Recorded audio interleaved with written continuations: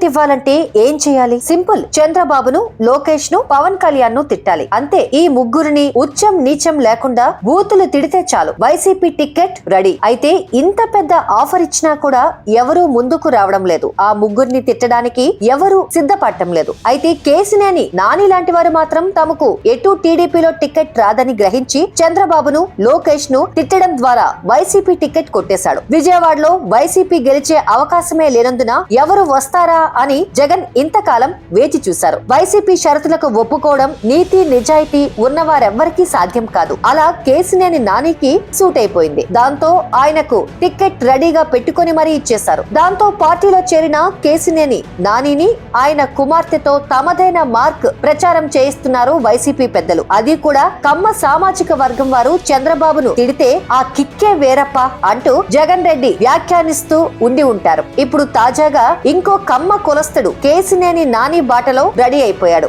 ఆయనే రాయపాటి రంగారావు. ఎవరి రాయపాటి రంగారావు అంటే రాయపాటి సాంబశివరావు తనయుడు. అదొక్కటే ఆయనకు ఉన్న క్వాలిఫికేషన్. రాయపాటి అనే ఇంటి పేరు తీసేస్తే ఇతగాడు ఎవడో కూడా ఎవరికి అర్థం కాదు. అంతటి గొప్ప నాయకుడు ఇప్పుడు టీడీపీ టికెట్ రాకపోవడంతో జగన్ రెడ్డి మనసును ఎలా దోచేయాలా అని ప్లాన్ చేశాడు. సత్తెన్నపల్లి టికెట్ ఇవ్వలేదని ఆయన గోల. ఎప్పుడైనా ప్రజల్లోకి వెళ్లిన బాపత అంటే కాదు, ఎప్పుడైనా సీరియస్ గా రాజకీయాలు చేసిన వ్యక్త అంటే కాదు. కానీ ఆయన గోల ఆయనది. వైసీపీ నుంచి వచ్చిన ఆఫర్ తో చంద్రబాబు ఫోటో నేలకేసి కొట్టారు. రేపో మాపో జగన్ రెడ్డిని కలిసి వైసీపీలో చేరొచ్చు. ఎందుకంటే వైసీపీలో ఇలాంటి పెర్ఫార్మెన్స్ కు పెద్దపీట వేస్తారు. జగన్ రెడ్డి దాన్ని మెచ్చితే టికెట్ ఇచ్చినా ఇస్తారు. రాయపాటి పూర్తిగా ఫేడ్ అవుట్ అయిపోయారు. అనారోగ్యంతో ఆయన మంచం పట్టారు. అమరావతి ఉద్యమంలో రాయపాటి సాంబశివరావు సోదరుడి కుమార్తె రాయపాటి శైలజ యాక్టివ్ గా పాల్గొన్నారు. ఒకవేళ ఏదైనా అవకాశం ఉంటే ఆమె పేరు పరిశీలిస్తారు, కానీ రంగారావు పేరు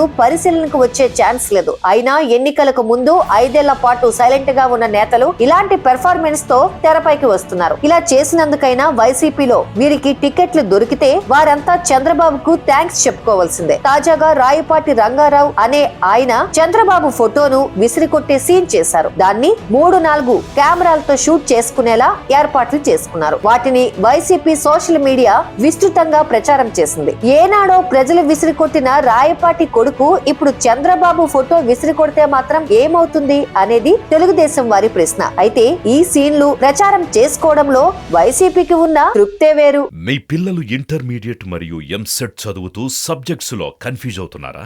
కాన్ఫిడెన్స్ లెవెల్ తక్కువగా ఉందా? రిపీటెడ్ మిస్టేక్స్ చేస్తున్నారా? అయితే మీకోసమే ఉంది Rise app. 1 lakh question bank, performance analysis, online classes by experts, ఇంకా మరెన్నో ఫీచర్స్ తో మీ ముందుకొచ్చింది Rise. Rise, the perfect guide. Description లో ఉన్న లింకును ఉపయోగించి సబ్స్క్రైబ్ అవ్వండి.